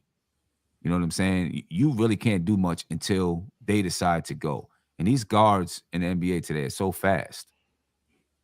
It's just it's tough, which is why I feel like we should be playing some zone every once in a while. It doesn't have to be your base defense, but playing some zone, I think, it stops some of that guard penetration. In my opinion, coming into the season, I was thinking the same thing. Like that would be effective, with a small point guard like Brunson, Fournier not being a great defender, assuming he was going to be starting. But I just don't know if this team has the players that got enough upstairs to be able to handle a zone. Doesn't the zone mitigate that? I mean, you gotta know you gotta know when to go and when to get back. And then it's like, what type of zone are we doing? Are we doing like Syracuse Orangemen matchup zone? Or are we doing traditional? We doing something more traditional where you stay in your lane. So, and that's just it. Like, I just don't know if guys like Randall and Mitchell are smart enough and have the IQ to be able to know where they should be and when they shouldn't be places in the zones. I'd be willing to see him try it, go for it, try something, because it's not like anything's working great right now, but I don't have a lot of confidence at this point. Yeah, I mean, zone isn't easy. I think if you have a low IQ team, you stick with the easy zones, and you don't have to do it the entire game. You do it for a few possessions and then switch out. They call a timeout or whatever you do. You come back out, do a zone again. For a few possessions here and there, just to switch some things up. And on certain nights, you'll know, it'll be like, hey, this is really working. We'll stick with it a little bit longer. I definitely would love to see it. Someone in the chat says with Tibbs we'll never see the zone. We won't. You agree? Yeah, you agree? We won't. Yeah, Well, no, I You- mean But do that's you, not necessarily true because I remember seeing it in spurts against the Boston Celtics this year. and Did he? and I and believe so. I think I yeah. If I we go back I to the Boston game, we would have seen him utilize a 2-3 zone from time to time. I, Um, I think we did as well, and I But also think Tibbs has expanded his defense slowly. You know what I mean? Even the traps are becoming more frequent in his usage. We saw it late last year, and it be effective in a couple of games. But I think we're seeing it earlier this year. You know, as opposed to last year where it was an adjustment maybe mid season to now. You know, now we're a quarter way through, and we're seeing it implemented. yeah, I think I'd have to go back and look because sometimes I'm not saying that he didn't. Sometimes a 2-3 look. I mean, a man can look like a 2-3 zone too. true. You know what I'm saying? Or any kind of zone. If the opposing team isn't really moving much and you're Mm. sagging into the middle, it could look like a zone. I have to just go back and check it out. just when If he Julius Randle's did, out there, it always looks like a zone because he just not Yeah, guarding Wow. yeah, nobody. He just Wow. yeah. right. Wow. There was one play I'm thinking That's a about where great he was pick. guarding where RJ and he was behind RJ. He spun around. He went to the left, to the right, and then his man is shooting a 3-point shot. It's like, where are you at? yeah. I mean, part of it though is the switching that they do. That's a lot. You can always say, "Hey, this guy is guarding this guy," but if you watch, even on off-ball screens, they're switching. They Yeah, can't it wait makes to no switch. sense. You know what I'm saying? Like they switch. So then it ends up you don't even know who's really guarding who. But a You lot know, of the you, times, you know. those mistakes don't be those type of mistakes where it's multiple switch. Like it's easy mistakes. Like if you like the one with Mitch, you see Mitch is on Simmons. I'm not saying leave him out there on the island or don't keep your eye on Simmons, but Randall wasn't even looking for where the big man went. No, You know what I right, mean? Like definitely, yeah, at all. definitely, Like it wasn't like, oh, I lost him. He didn't know he lost him. yeah, And definitely, then definitely. he pointed at either RJ or one of the wings as to say like, oh, what are y'all doing? Like, dude, that was your man off the Yeah, the switch. the only the only thing that I can say is you don't know what they said to do Mm, from the coaches. Like mm, for Right. example, fair enough. we have a player now. I'm getting ready to play. We got our first game tomorrow, and we have a player that likes to go right. Really likes to go right, and the opposing team, she gets all the way to the sideline, and they set a screen, right? And so one of the things we're going to do is when they set that screen and she comes off the screen, we're going to switch. And then the person who was with her originally is going to tail her and trap her on the sideline. Now, that's going to leave the person that she was switching onto, that's going to leave her open. And it's up to the other players now to cover that person because she's going to have her back turned trapping. So it's up to the other players to play those passing lanes to make sure that she doesn't get an easy pass back. And if she does get an easy pass back, they gotta help out a little bit until she can recover. It's Nah, always hard. It's always hard to know what exactly was being told to do. but yeah, I You don't. know, I know. Tibbs ain't you know what tell I mean. Randy just stand in the paint. You know what I mean? I Like mean, he should have the reason either. why I'm saying that is Mhm, because what if, and I'm not saying it's not Randall's fault. What I'm mhm. saying is, what if the scheme was, okay, you guys are gonna switch. Nurkic is going to be open, but RJ, since your man is on the opposite side of the floor, we need you to sag in to stop Nurkic from going to the And, basket. and you know And what? You, if Simons, goes to the basket or comes back, we got a guy lurking in the middle, almost like a zone type of thing. you know You know, what? If that is the scheme, which is very possible, that also may be the reason why that corner three is open 80% of the time. 80% of the time. Yeah. You know what I you know, mean? Like if that's RJ's responsibility, that means there's two people open. You know what I I mean? mean, Because the thing would be, on the because, opposite end of the court. because the idea would be that he's so far in the corner that if he skipped it over top, Hmm. the ball's got to go in the air to get over top. You'd be able to get there before you'd be able to rotate back. You know what I mean? It's just hard. It's just hard to know exactly what the coach said to do in those situations because, like in the situation I'm telling you with my team, the girl that I'm telling to trap from the top, if they kick it back to her and everyone else doesn't help, it's going to look like it's her fault. Mm. You know what I'm saying? Because she left her person to trap and nobody else was covered. So to the naked eye, it's going to look like, hey, why'd you leave her to trap? She's, you knew she was going to be wide open at the top of the key. Why are you trapping in that area? So do you it's always run hard to switches say. though, Sim? Like in general in defense, do you tell your team to switch? We're doing some switching tomorrow only because with the team that we're playing, they have one girl that's really good. I don't want to say really, really good, but she can handle the ball. She can, she can do some things. And we're not experienced enough to understand how to handle the pick and roll that well. Because in the pick and roll, sometimes you switch, sometimes you don't. You got one person who yells out the switch. So because they don't have a bunch of players that can do a lot of stuff, really just her, anytime someone sets a screen for her, we're going to switch onto her. But normally, I hope them teams that you playing don't be watching the podcast because they're gonna get you know what I'm saying? Well, So Sim, you gotta relax. Sim, you gotta relax. right. Well, Sim, the reason why I asked because normally I don't. Normally I like my players to fight over or under the screen, depending on if the guy can shoot or not, or the girl can shoot. I like when we do assignments, we do assignments for a reason. You know what I'm saying? So I want my players to, as much as they can, stick with the player that I assigned them to. Because the switching, especially for my team right now, we do too much switching. Like we were talking about it tonight. We said, all right, so are we going to switch on off-ball screens?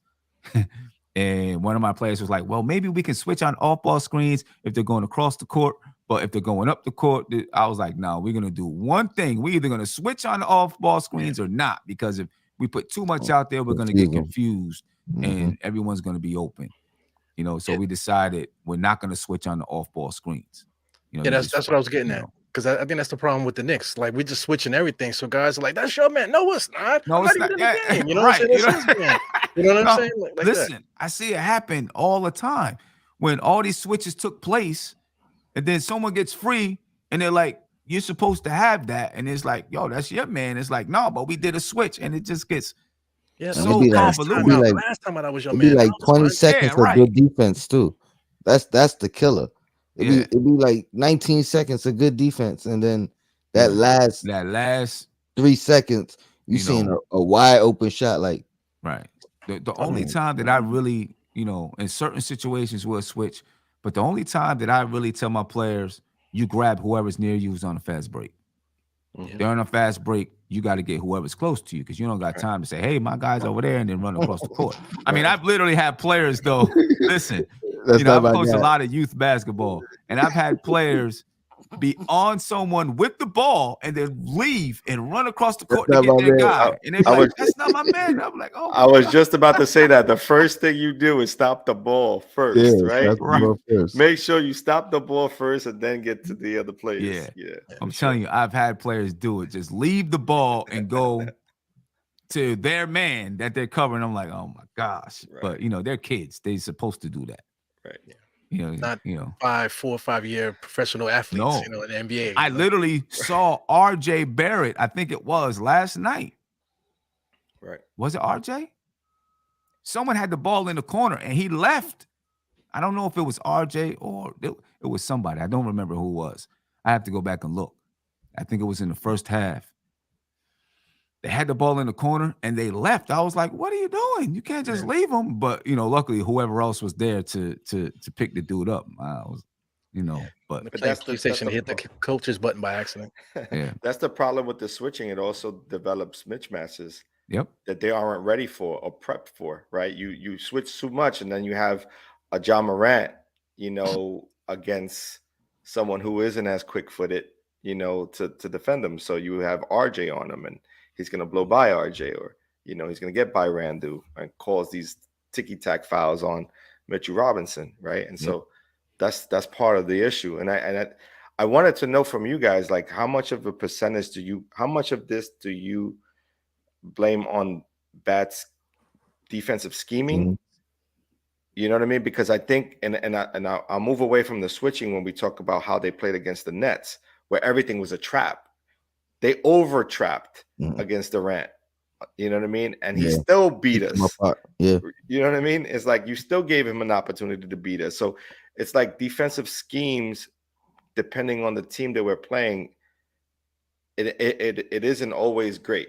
And I think Right. that in-game decision or adjustments don't happen in a timely manner when it comes to Tibbs. It's almost like Right. he has a scheme, he sticks with that scheme whether win or lose. And you know, it's funny. My question to you guys was going to be, do you think the league has just figured out Thibodeau's defensive scheme? Yeah, the scouting reports had been out on all of our players. You know, RJ and everybody. The scouting report is just there. Yeah, I mean, I think they know he wants to protect the basket at all cost. You know what I mean? And they know that they switch a lot, and so you see that Manipulation. they manipulate the switches and say, okay, well, you know, we want to get Ja Morant on Mitchell Robinson, so we're gonna send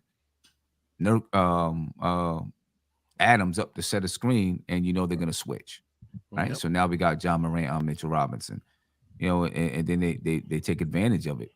We've seen several times against Portland when Jeremy Grant was posting up Jalen Brunson. Yep. They were playing You know? games with us. They was looking for us. Mike Breen said it too. Like they was stalking us. This guy Anthony they was looking around. They would make sure they seeking out. switched to get the right guy in front of me, and then they would just blow past them and do what they had to do. Yep. You know. You And know, you made a big point there with the Memphis game with the Mitchell Robinson. There was one play where it looked like Steve Adams was just kind of fooling around, and he made like one little screen, and then he went back door, and then he had a easy layup just like that. And even Mitchell Robinson looked back like, how did that happen? Yep. Because you know, And I feel bad for Mitch because he out here, you know what I mean, taking on whatever responsibility he has to defensively. You know, switch me on the guard. I don't care. You know what I mean, I'm gonna try it. But if I'm out here doing my best on Ja, protect the rim, like protect the paint. You know what I mean? There's a big free now. he's got to stop switching though. That's the problem because he'll switch out to the perimeter, but he really should stay with his man. You know, because I who's going to mean- stop Steven Adams down there? Not Yeah, you. if the coach is telling them to, all right, when they call a pick, we're gonna switch, he's doing what he's told. Yeah. Right. And that to me is part of the biggest concern is like just the whole defensive scheme, and then players not being able to have enough savvy to catch things happening in the moment to be like, oh, I know we said we're gonna switch, but we don't need to switch on this one right here though. Yo, I got it. Right. You know what I'm Right? saying? And Or speak up. enough, You know, enough is like- enough, coach. Enough is enough, coach. The switching is not working. Sometimes, we all due respect to him because I was a coach too. Sometimes you got to just be like, yo, that coach is crazy. We're not switching on this play. No, and sometimes as a coach, you got to let the players Figure it make out. the calls in the game. Yeah. You know what I'm saying? Because you're not out there on the floor. So you don't feel the strength of a certain player or the speed of a certain player. You're just watching from the sidelines. You got to let the players make calls. You know what I mean? You know, and that's why Jalen Brunson is there, so that he can be the coach on the floor. You know, I feel lucky this year. I got a young lady that's come back to play this season, and her basketball IQ is high, really high basketball IQ. And I've given her the autonomy to say, hey, if you see a switch, you make it. You just come let me know. Hey, coach, I think we're gonna try this. When we do our scrimmages, like scrimmaging, like practice scrimmages against other teams, you know, we might do 6-7 quarters, 8-minute quarters or something like that. Some of those quarters, I let them coach themselves. I sit on the sideline and just let them coach, because what if we're out of timeouts? Or, you know, me, I like to, well, at least in AAU, high school is a little bit different, but in AAU, you might get 4 timeouts for the game. I like to hoard my timeouts until, you know, the last 6 minutes of the game. You know, so I try to give them as much opportunity to make decisions on their own and learn how to play together. You know, and sometimes they got to make those kind of calls. You know, and Tom Thibodeau's got to allow those guys to do it. That's why Jalen Brunson is there. You know what I mean? To be able to make those kind of adjustments on the fly, on the floor. So when you let them coach themselves, is that when the Grubhub comes in and you get your food and you're on the sideline? Good job. Listen, I sit at the table with the clock and sit back and watch. It's hard for me not to yell stuff out too, right? Because I want to yell out like, "Yo, you're supposed to be doing this. You're supposed to be doing that." But I gotta let them try to figure it out. Eru, Sim do like the commercial. Who ordered this food? Oh, nobody's gonna fess up. Fine, I'm just gonna keep it here then. Right. Yeah. Fellas, it's been a pleasure. I'm gonna jump off. I'm gonna be meeting Ron right now for SKF Live. It was a pleasure. Thank you for having me on. And I'll see you guys on the next run. I want your hat, bro. I got you. And I'm gonna tune in as soon as I'm done over here. So appreciate y'all. Take care. All right, John. We talked about the 3-point defense, which we didn't really we mentioned it. We didn't really touch on it, but I want to talk about our 3-point percentage offensively. Clyde had mentioned it last night, while also mentioning, with our best 3-point shooter on the bench, and obviously referring to Fournier. Someone else earlier, I think it was John, mentioned there's a meme going around how our defense has gotten worse since the Fournier benching. It might be the same meme that they did with Kemba. You know what I mean? Because I believe that was the same thing they said with Kemba. The defense actually got worse after the Kemba benching.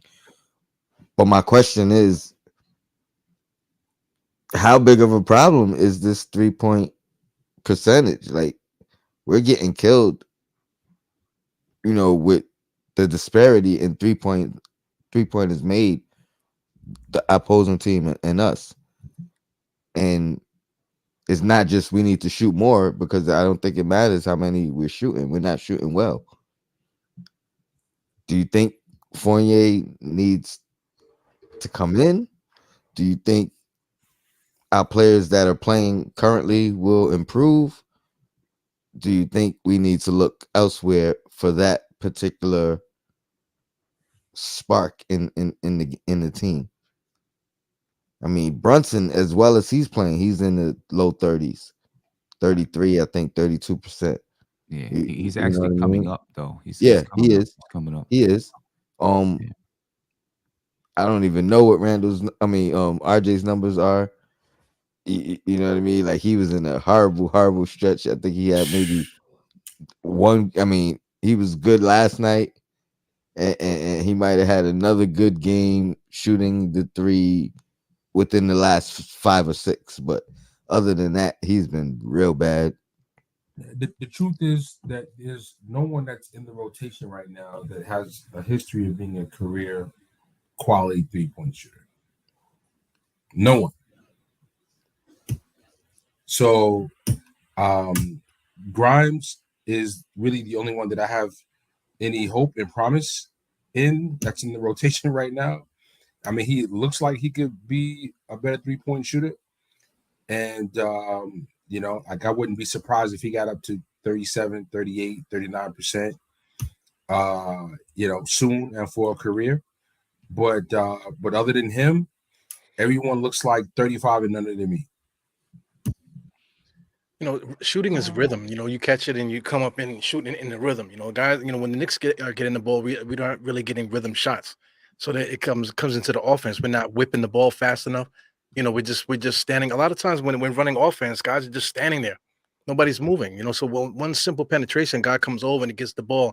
Now he just has an open jump shot rather than just catching it within rhythm, and just like shooting it. You get what I'm trying to say? There's no flow in what's happening. So say like a team like Memphis, when they get that 3-point shot comes around, it's whip, he catches it, whap, shot is up. You know what I'm saying? It's more of a flow to things. So when the Knicks get it, it's more like, okay, I got the ball, let me just put it up there because I have to. I'm open. I also think it depends on who's shooting it though, because I think Grimes, he takes good shots. He hasn't really been hitting. I think we for the most part, our threes, we take good shots. We just aren't shooting well. A couple of guys force it here and there. Randall likes to do heat checks after missing 2, which is crazy. That's the thing. That's the flow. There's no flow in the game, so these guys are taking heat checks and quickly, every now and again. But I think everybody else, for the most part, they take good shots. They Well, just if a shot is aren't. open, That's what I and mean. it looks like it's a good shot because it's open. But if the game is dead and then the ball comes to you, like, oh god, I hope I don't miss this one. You know what I'm saying? It's just a different E- feel Even to it. Hartenstein, like we came in thinking, all right, he gonna bring this new dynamic to the team. Yeah, he's bringing a new dynamic because he's shooting them from that position, but He ain't He making not them. making them but joints. he ain't making them. So you He know what ain't I mean. making And them. now it's becoming, not to single him out, but it's becoming a liability because he's the center shooting the three that's not going in, and that's one less big Person on the board. rebounding the ball. Yeah, So I think their shooting is going to get better, right? I think it'll improve. Jalen Brunson, couple of, I mean, the last 5 games he's been shooting like 39% from the 3-point line, mhm. right? I think so. I think his numbers are going to go up. Um, to hopefully he gets up to what he normally shoots. He normally shoots 37, 38% from the 3-point line. So Who? hopefully Jalen Who? Brunson, that's what he From shot the last. three? Yeah, yeah, that's what Yeah. he shot last year. That's what he shot last year. He shot like 38% from the 3-point line last year. Yeah. Hmm. So Okay. hopefully he's able to get that shot. You know, yeah, he was for his career. He's 36.8% from the 3-point line. I'll take 36% right now. Yeah, right now he's shooting 32.2. I I'll mean, but take it With, across the with, board from yeah, anybody. yeah, with everything else Brunson is doing, if he got up to 36%, that'd be amazing. yeah. Let me see. He shot last year. He was 37%. The year before that, he was 40%. His lowest has been 34.8%. That was his rookie year. So, I feel like he's gonna get back up there. I think Grimes will, once he gets a little bit more comfortable out there, I think his shot will start falling. Randall will probably be right where he is for the most part. Whatever he is right now, I think he's about 32%, maybe. I think 33. he'll probably stay 33%. Okay. Mm. I think 33%. So I think he'll probably stay right there. Um, I don't, I don't know what to expect from RJ. I don't know. 26% right now, 26. Yeah, I don't know. I don't know what to expect from RJ. The, Um, the crazy thing is, You know what they expect. if our You know other what they guys, expect. go ahead, Shuttle. Now I said, you know what they expect. You know what they expect. If you could look at Brunson's stats and be like, oh, you expecting to be at 37, then we gotta look at RJ's stats and say we expecting to be at 34. I don't know. I don't even know if he's gonna get to that. That's what I'm saying. When I think, and then there you go. I don't He's know. I don't know if he's gonna get to. 32, 40, 34, and currently 27%. Yeah, I'm I just like when I look at just the whole rhythm of the way he's playing, he's just not here. You know what I mean? Like even when he's having warm games, when he shot well the last game, but it still looks like he's hoping for it to go in. That's what I'm trying to say. There's no You know? flow in the offense at all. No confidence within the team. So there's no flow. So Yeah, to me, he's me getting some personally, shots with some good flow though. I I feel mean, like it's more important for the other guys to get that percentage to closest to 40. It's more important for Grimes, Quickly, Reddish, Hart and Sling. You know what I mean? It's more important for those guys. I could live with the I mean, I prefer them shooting well, obviously, but I could live with Randall, RJ, Brunson being 33%. You know what I mean? If those other guys, because they're the guys that's really going to get the open looks. You know what I mean? mhm. True. The They're, kickouts. they're the guys that's gonna, RJ penetrates, Randall can pass the ball, you know what I mean, and Brunson penetrates. So those other guys are gonna get those Yeah, perimeter looks. right. They gotta hit them. Yeah. I agree. I think I don't know if Quickly is going to. He shot 36% last year. We'll see if he gets it back up to that. He's shooting just about 33% now. I think that 3-point shooting will come back up. Will come up, not come back up. I think it will come up. As far as Evan Fournier, my thing with Fournier is, you know, RJ not shooting the ball well. He's still grabbing 6, 7 rebounds. You know, he's beginning to get more assists. You know, other guys like, quickly, he's been doing good on the boards and he can get a few assists. Fournier is not doing too much of anything else. At least this season, he hasn't been doing too much of anything else when he's not hitting the shot. And I think that's the reason why he's not in the rotation. Because his defense isn't that great and he's not doing some other stuff out there. Did he even get relegated to the second unit? He did. He did? He went to the second unit for about a game or two, and then I thought it was the hey, I guess he learned from that Kemba move. Like he's like, I view him as a starter, so I can't start him, so I gotta put him out the rotation. Like that was crazy to me. Oh, so he's like, yeah, I'll give him 2 games on the bench, and then then I put him in the rotation. Dab on him. Oh man, I want to highlight this last comment, and you guys tell me what you think. The Public Enemy #1. He says trade Fournier. Oh, it's the wrong one, but the same thing. Dang. I was on Basketball Reference trying to look something up, and the commercial came up. My bad. It's all right. I was hoping it was one of your originals. They're just gonna start freestyling out of nowhere, like damn. He says Fournier, Derrick Rose for Kispert or Harrison Barnes. I know I've mentioned Harrison Barnes probably the past 3 years, so that's why I caught my eye.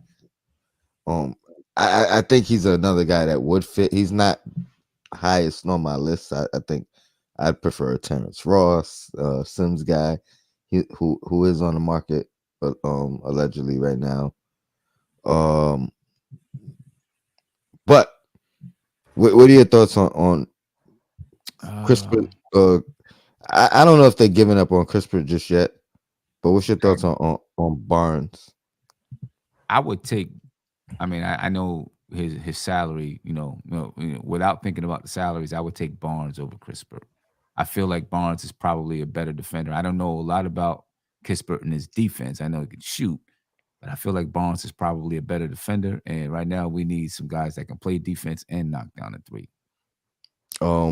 Terrence Ross, still high on him. I know early in the year you said no. For this team, no. Okay. Not for this team. See, that team that we had 2 years ago, I thought he was perfect for that team that we had 2 years ago. Because we needed, I felt like he fit the style of play and he would have been an injection of offense that the Knicks needed. This team, I don't know. I don't know where he fits with this team. He'll be with Fournier, right next to Fournier. What's your thoughts on Harrison Barnes? Eru? I feel like we talk about Harrison Barnes every year for like the last 10 years. We've been talking about Harrison Barnes, man. So he should just become a Knick by default at this point, man.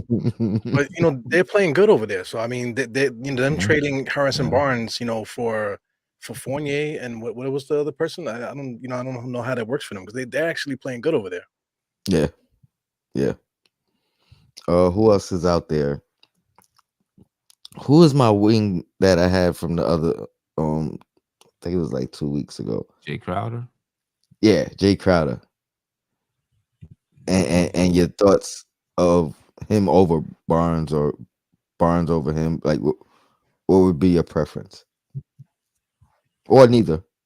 Keep rocking out. I just want to see Tom Thibodeau and Crowder in the back. Pumping knuckles in the back. That's what I want to see.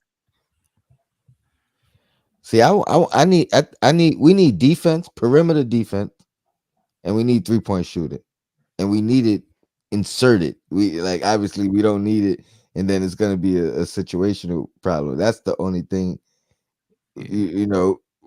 Tibbs been there before, so if we traded Fournier, right, he's going to say, "Oh, you bringing me a guy." You trading a guy who's not in the rotation for a guy who I got to find minutes for.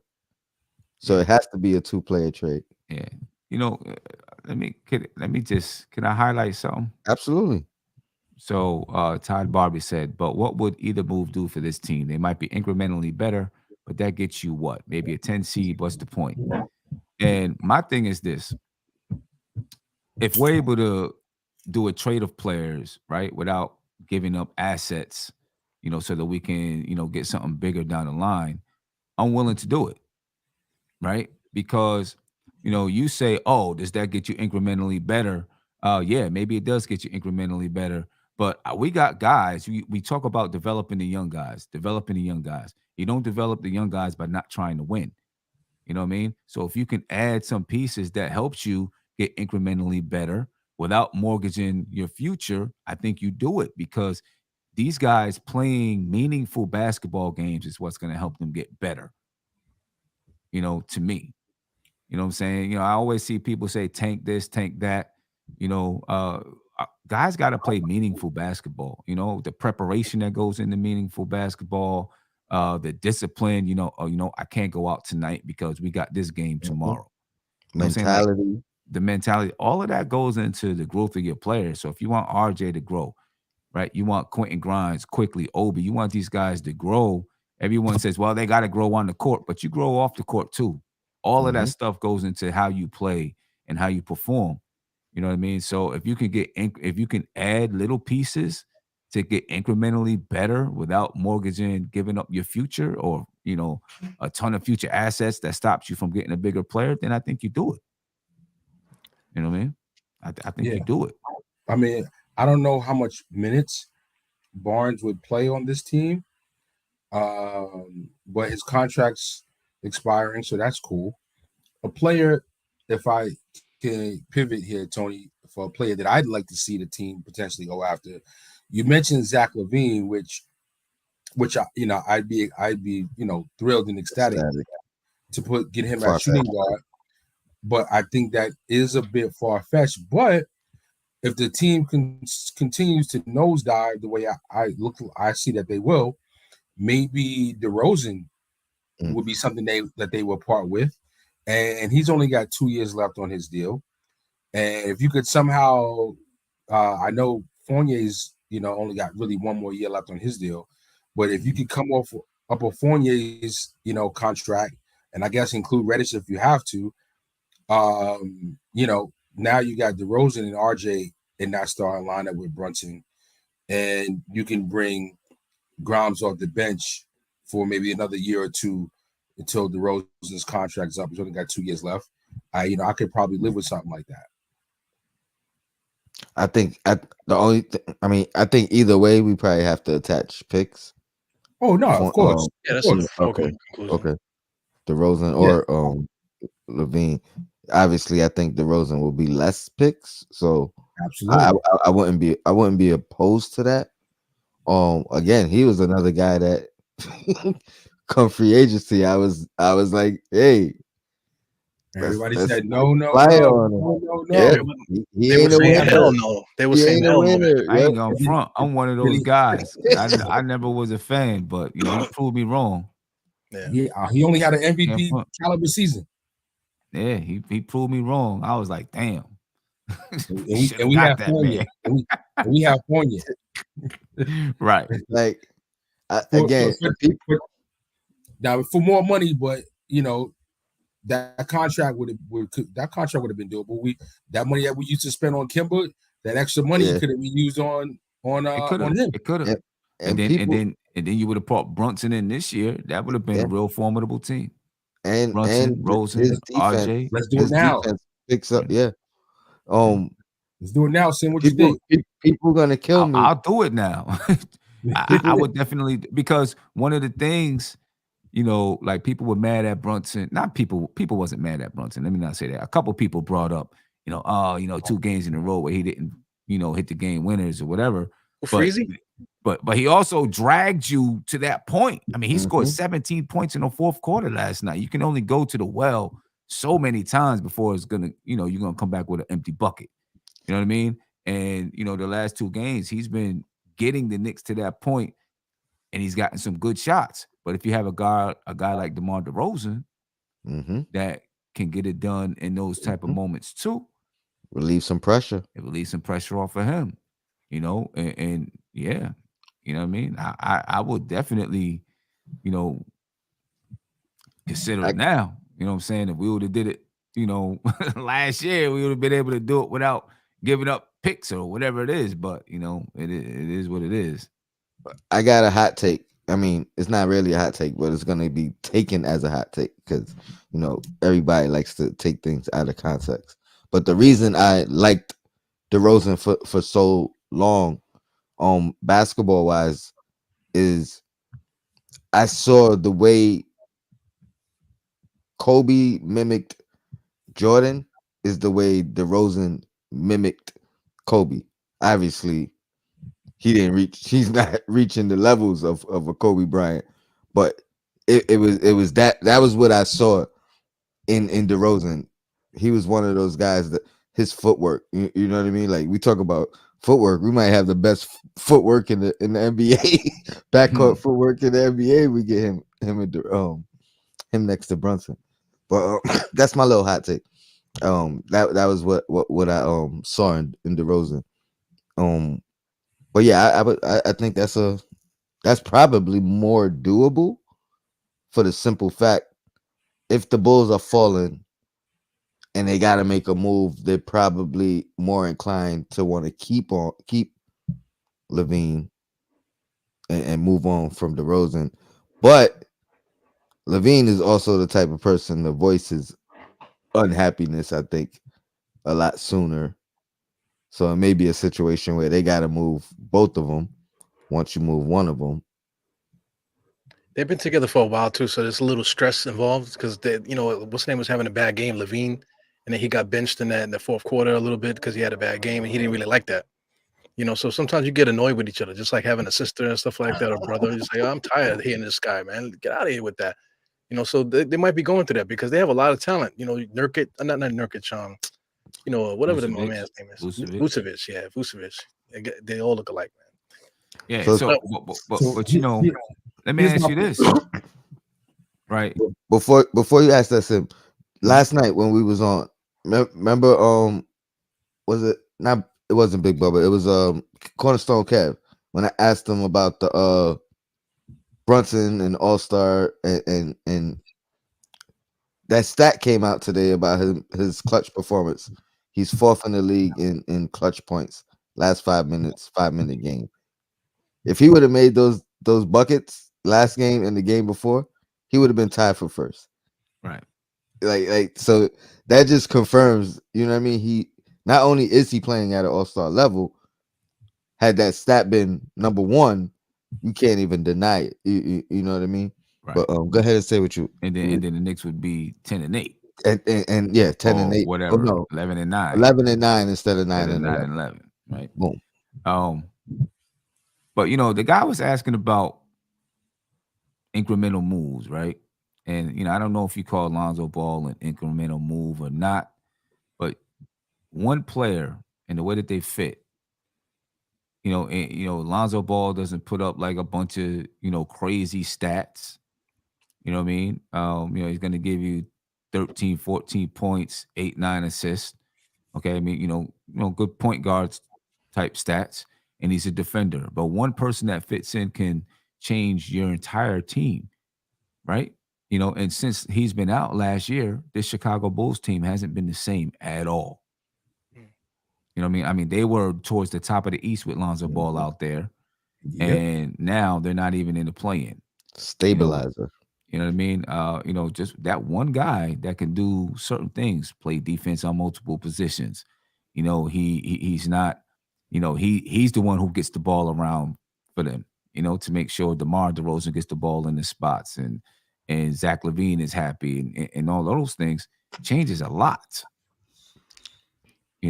It changes a lot. And, one, you can add a small piece sometimes, and you never know who it's going to be. You're always taking a chance. You don't know who's going to be, but you can add a piece that unlocks multiple things to your basketball team. You know what I mean? That's what I was hoping Hartenstein did. and you could remove a piece, and it crumbles the whole foundation. You can remove a piece that crumbles it. You can remove a piece that Let's look at brings Alpha it, that Payton. helps it. That helps it. You know what I mean? Like, Oh boy. hey, listen, Joke. man. It was a joke. No tomatoes, please. Listen, let me tell you what, though. Yeah, you already know my stance. You know what I mean? Our defense was way better with Alfred Payton out there than it is right now. Our offense was terrible. Now we're opposite. You know, we could score the basketball, but we can't stop nobody. Yeah. Ain't that ironic? You know, I mean, we went in total opposite direction. Pick your poison. Oh man. I think we can wrap it up, man. Shoot, 2 hours. I guess I made up for missing a week. Appreciate you guys, man. I know I hit you up all last minute, but I came through. I appreciate it, man. Definitely was a great show. Great to be back. Yeah, I miss all you guys too, for sure. Chat as well. The coolest 718 says SGA. Yeah, that's who I want. That's who I want.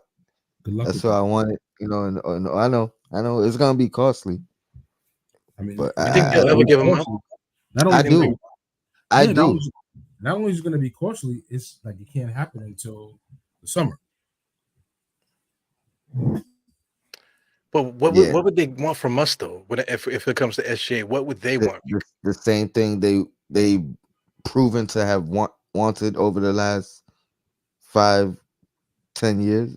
Draft they already have 100 picks. Yeah. At some point, you're gonna want a player that you can use and actually play. It don't have to be from us. The player don't have to be from us. 3-way deal. Like you know what I mean? So I think it's possible, to be honest. I feel like what's his name? $1 million man. Everybody got their price, man. You know what I mean? It's gonna be steep. I don't know if the Knicks are willing to pay it. Recent history has shown they may not be willing to pay it for him. I don't know if they feel like for SGA SGA. I mean, knowing. I mean, me personally, I wanted SGA more than Mitchell. I don't know. Most people disagree with me, and I don't know if the Knicks would give up a bigger package than what they were unwilling to give up for Donovan Mitchell. So in that aspect, it may not ever happen. But you know, I think it's still possible. It would take a similar deal, but if you're talking about RJ Grimes, Obi, IQ in a mix to get SGA, they already got all those players on their team already. You know, you can argue they have a similar player on their team already. Their next move is for the big guy. Yeah, I'm looking at Ralph Unreal. He said, "Aren't OKC building around SGA?" If you look at it, they got Giddey over there. They got Dort. They got they just drafted what the number whatever pick he was that got hurt. You know, he's coming in next year. I mean, Giddey, theoretically, Giddey would be the replacement for SGA at the point position, whether you want to consider it point guard or point forward. But he would be that replacement. But again, I mean, is it likely? No. Is it possible? Yes. Even if they don't want to trade him, I think it's possible that they would. Especially if they don't end up actually making the play in this year. I think it becomes a burden on SGA's shoulder. Like, you know what I mean? Like, I came from getting to the playoffs my first 2 years to rebuild and slow rebuild. We get a lottery pick. He missing a year. That's setting us back. You know what I mean? I don't know. The way they're playing right now, if Chet Holmgren was here, they'd be in the playoffs. Agreed. Yeah, they might be. So, you know, I mean, if I'm OKC, with Holmgren coming back, they probably get a lottery pick this year again. All the other picks that they got, it's like, why would I really want to trade SGA? Right. Because you don't want to be there. Not for picks. I mean, if they're gonna get a top pick, and then like I said, Holmgren comes back, and you know, Giddey, like Giddy, between him and Giddy, they're both running the team. 6.2 assists to 5.8. So both of those guys are running the team. Dort is still there. So they would have a decent team there. And then they got a whole bunch of other guys that are proving to be role player types. So, Yeah, they're definitely building. They're building. It's starting they're the building. fruition is starting to show. I agree. But we see it every year. We didn't think Mitchell was gonna get traded, let alone, and then when we did, we thought it would be here. So I know. Should have found a Nicks way to and pull bruises. that It's called, trigger, man. it's called They Nicks had to and try to, bruises. they had to try pull that trigger, man. But yeah, again, appreciate you guys, man. Appreciate the chat for joining. As always, your blackest time. I'll see y'all next week for sure, but maybe Wednesday. All right. And Out. yeah, you find my outro. you got the same problem I got. Oh, you do it. There you go.